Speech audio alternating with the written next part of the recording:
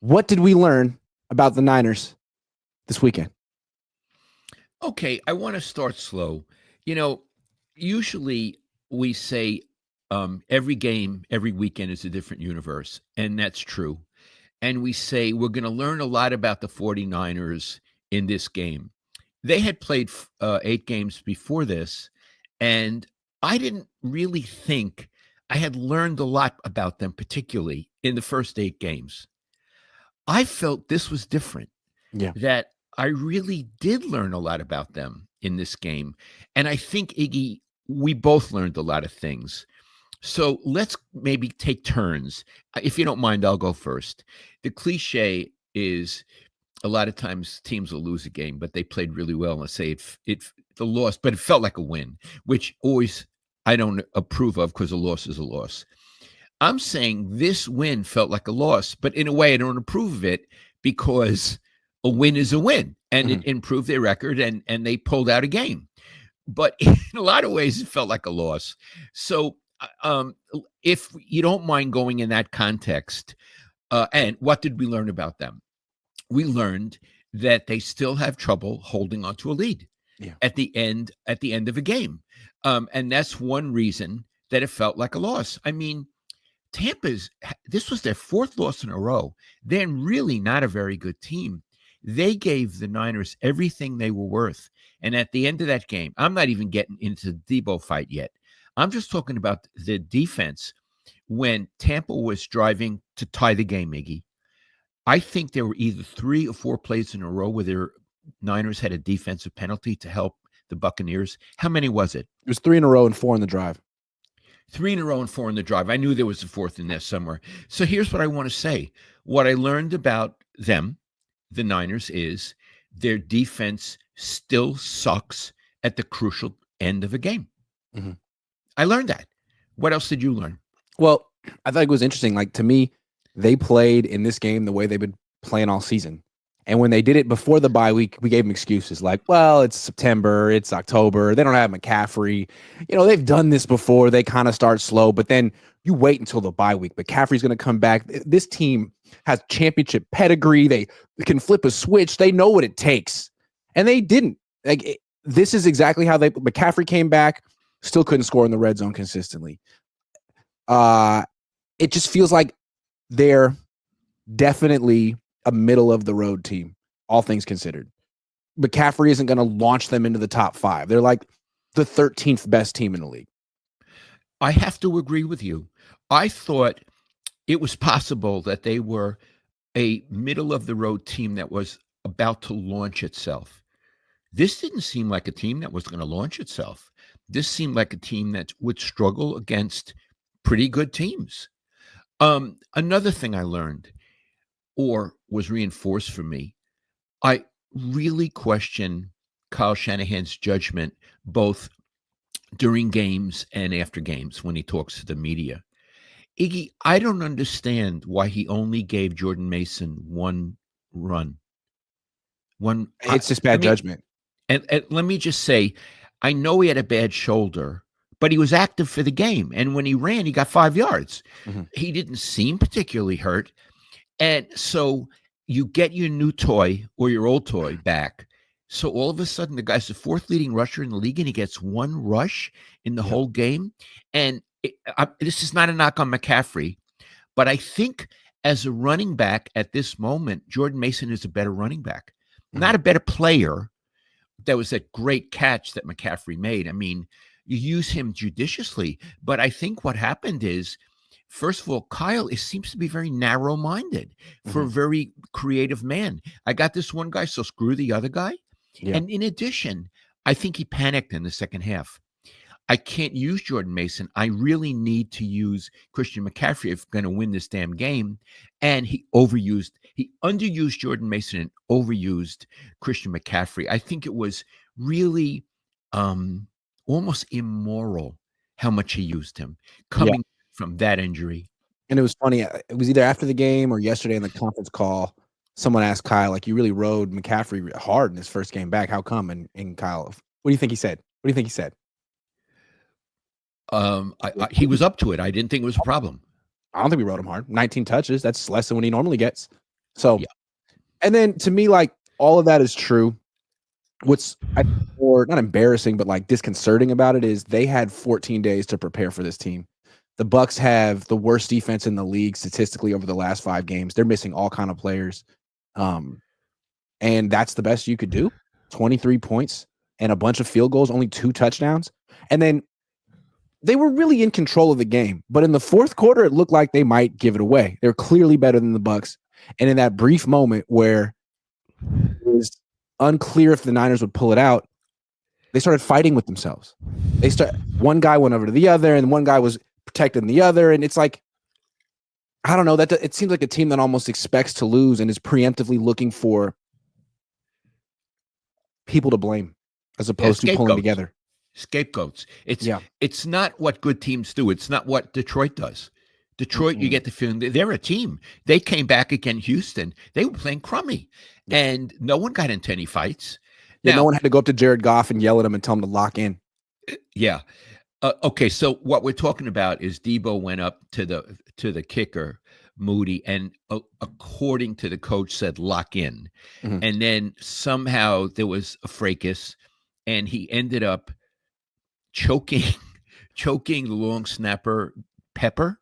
Yeah. Who Iggy I'd never heard of. I mean, Well, he's a long snapper.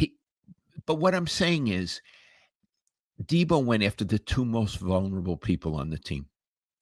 It was stunningly brave what Debo did. It was just so not what a teammate does. I never saw Joe Montana do things like that.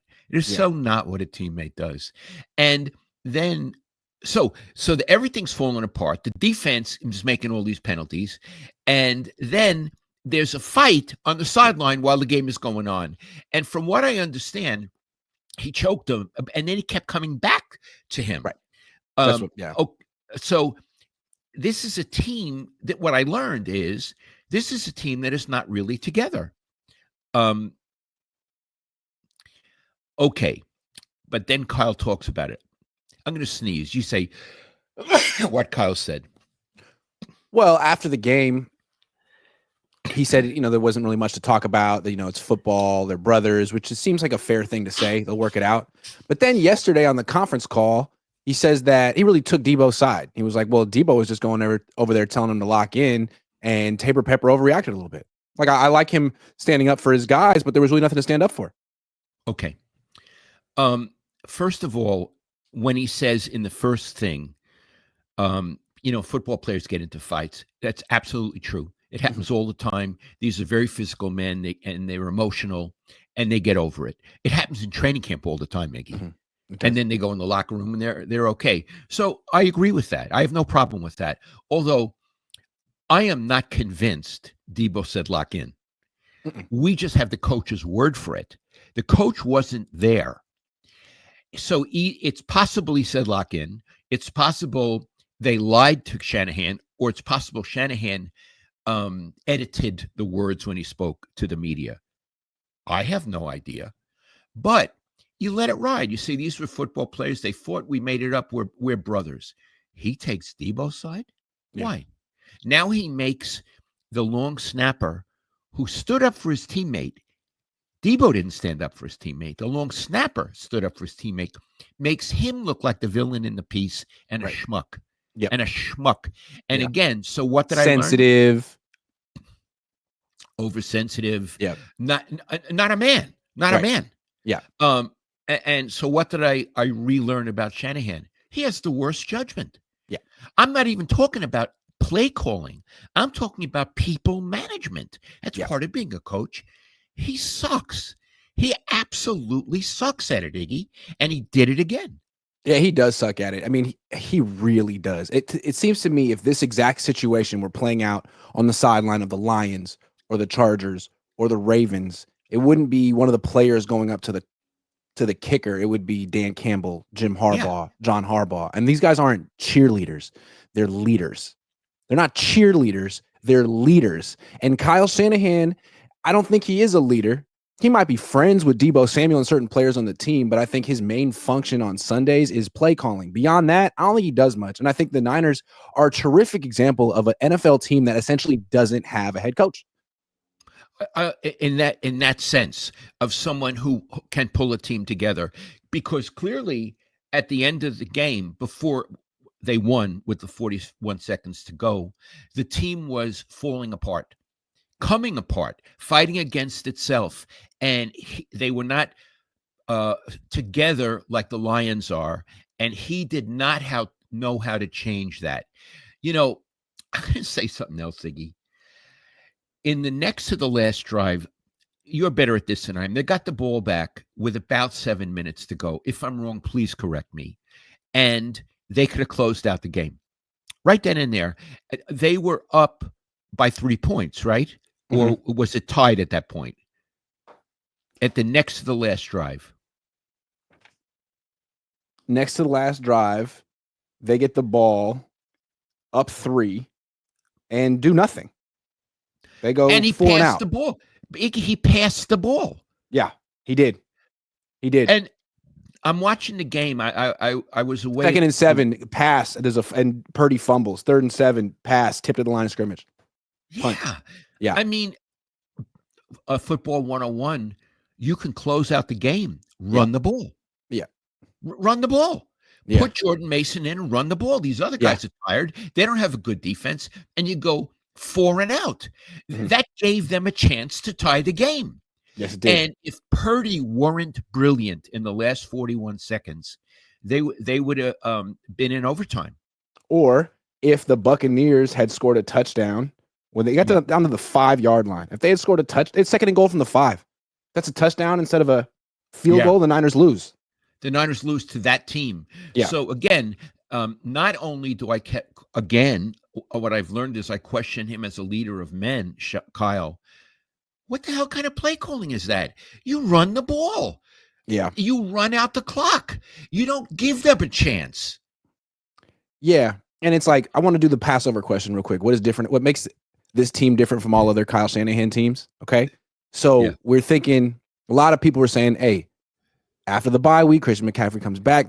Kyle has a pattern. His teams always go on these runs. Yeah, but there's something different about this team. This Kyle Shanahan team is the only Kyle Shanahan team that has lost 2 Super Bowls. And now I think, like, what kind of mental toll has that taken on the team? Do they still have the same self-belief that they can go on a run? Or when things start to go just a little bad, are they being like, here we go again? Whose fault is it? Oh, it's Jake Moody's fault. No, it's Tabor Pepper's fault. Like, Lions don't act like that. They sure don't. No. Yeah. And part of what your point is, even if they begin to win games now, they may be thinking, well, we do well in the regular season. When it really comes down to crunch time, he can't bring us. He's not Moses. He can't bring us to the promised land. And I'm telling you, I'm not in that locker room, but I know how football players think. Why am I breaking my chops for this guy? Right. And the thing about the Moody situation, Debo's mad at Moody because Moody misses field goals. Sure, I understand. Moody's on the team because Kyle Shanahan wanted to take him in the 3rd round. And they haven't cut him because he was a 3rd round pick last year. And this wasn't his first bad game. So to me, Jake Moody is sort of like the personification of what's wrong with Kyle Shanahan having too much power. He's the play caller, the head coach, the general manager, the de facto owner. I mean, he's the Napoleon of the team. And there needs to be some checks and balances because that 3rd round pick was awful. And they got to get it. I think they got to get a new kicker. Maybe that's me being real. I know he's coming off a high ankle sprain, but to me, the issue with Moody has always been his confidence, not his leg. He's got a strong leg. I don't know. All I know is what Brady kept. Brady was very generous to him. He said it's hard coming off a high ankle sprain. If that was the case, they both went to Michigan. Oh. Now you made me laugh. Sorry. What I'm saying is Kyle could have waited another week. What was the big hurry? He could have waited. The other guy was doing okay.